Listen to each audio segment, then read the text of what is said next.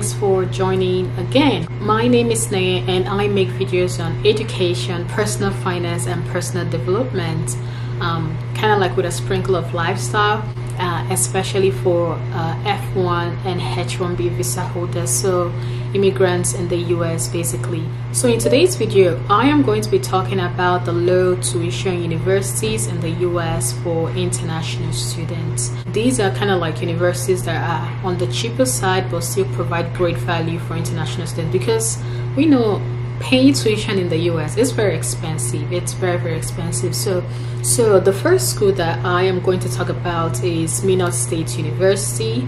Minot State University, their tuition fee is $8,164, so 8164 according to their website. It's also located in Minot, which is a city in North Dakota. I have heard about Minot a lot, actually, basically since I was looking for schools in the US. It was actually one of the schools that I applied to because it is very cheap and it still provides, you know, good value. I know a lot of Nigerians that are actually in Minot State University currently. Well, some of them have graduated, but yes, I know some that attended Minot State University just because of how cheap it is. So if you're an international student and if you're looking for schools that are cheap but don't compromise your learning, then yeah, you can check out Minot State. And also you can go to their website and look at like other things that need to be paid, but their tuition fee for international students is $8,164.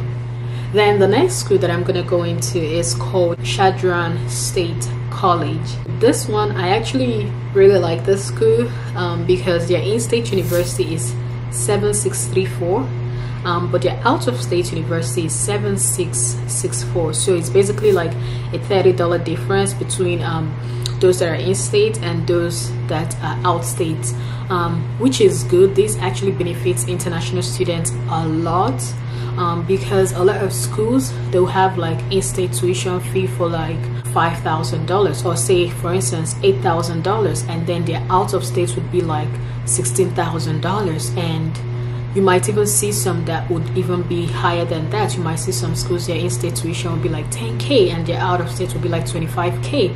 And if you don't know what this means, in-state tuition is basically those that are from that state. So those that are residents of that state, this is what their tuition fee is, which is going to be much different from you that is an international student who is coming to school in their state. So as an international student, you're going to be paying more, like sometimes double, sometimes maybe triple, it might depend, but yeah, as an international student you pay way more than those that are residents of that state. It might seem unfair, but at the same time it's still kind of fair when you think about the reason why they do it. And you might ask why they do it. It's because those that are residents of that state, they have been paying like taxes for other things in that state. So you know how you pay taxes on groceries, you pay taxes like if you have a property, if you have a house, you pay property taxes. They pay taxes on anything, you know, state taxes, local taxes, all of those things. So those that are residents of that state, they have been paying for taxes of that state, and they have kind of like been building that state. So now you that you are coming from somewhere else, you're coming to benefit from what they have already built, which is why you have to pay more. So that's why and as international students, your tuition fees are really not the same as those that are domestic students. And this is not just like for international students. You see that it has in-state tuition and out-of-state tuition. So it's also basically people that used to live in other states. So say maybe a New Yorker doesn't want to go to school in New York and wants to go to school in Florida. Now if you move from New York to Florida, you're going to be paying the tuition fee for the Florida college, their out-of-state tuition fee, even though you're not technically an international student. So that's kind of like why they do it.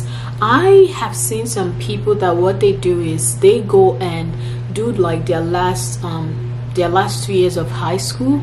Like say again, like I use New York, right? If you're in New York and you want to go to school in Florida, I have seen some people that their last 3 years of high school, instead of doing it in New York, they go to Florida and do it, and then they become residents of Florida, so they can pay the in-state tuition fee of Florida. But again, this applies to if you're already like a citizen of the United States, not if you're an international student that is just coming in. Then another school is Nichols State University. It is located in Louisiana, and it has the out-of-state tuition fee as $9,039, and this is between the year 2019 2020. So yeah, that's also another school that is pretty cheap for out-of-state international students.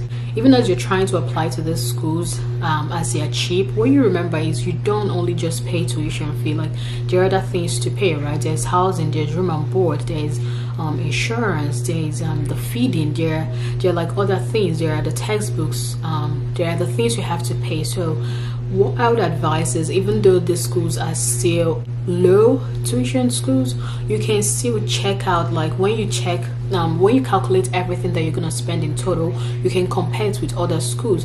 You might see some other schools that maybe have a higher tuition rate, maybe like $1,000 higher or something, but other fees that you're going to pay are going to be more cheaper. So in general, in total, those ones are going to be cheaper. So what I advise is also, like, as you're looking at the low tuition schools, you also like calculate the general expenses of everything else that you're going to have to pay, because I mean, you're not just going to pay tuition and come and start schooling. There are other things you have to pay. So yes, that is what my advice is going to be, guys. Also, before you apply to the schools, also make sure you check like the acceptance rates, because there might be schools you see that the acceptance rate is like 20%, so you know, like, it's really hard to get into schools like that. Also check like the documents they require for acceptance. There are some schools that might not require SAT. There are some schools that will say no, you must take SAT. There are some schools that don't require TOEFL, and there are some that will be like, no, you must take TOEFL. Usually schools that require TOEFL and IELTS, they do that for English proficiency. But then if you lived in the country that their official language is English, like maybe if you're coming from Nigeria or say maybe Canada, the official languages are English, you could be able to get a waiver. I know a lot of Nigerian students that they just email the school and like, oh hey, I schooled in Nigeria, and then the school waives like their TOEFL for them. And this is for undergraduate studies. And if you're coming from masters, also bear in mind that the master's expenses, the master's tuition fee is also usually different from the undergraduate tuition fees. So that's also something else that you should bear in mind. Another thing you should also bear in mind is that for masters, the exams that you take, the standardized exams that you take, is different from undergraduate. So undergraduate, you're taking SAT, ACT, TOEFL depending. Masters is mainly a GRE or GMAT if you're going into business. But yeah, so that's basically it. There are also other schools that are much cheaper, but some of these are 2-year colleges. So if you guys want me to do a video on those, also let me know. Yeah, so I hope this video is helpful to you guys. Don't forget to like, subscribe and share, and I'll see you guys in another video.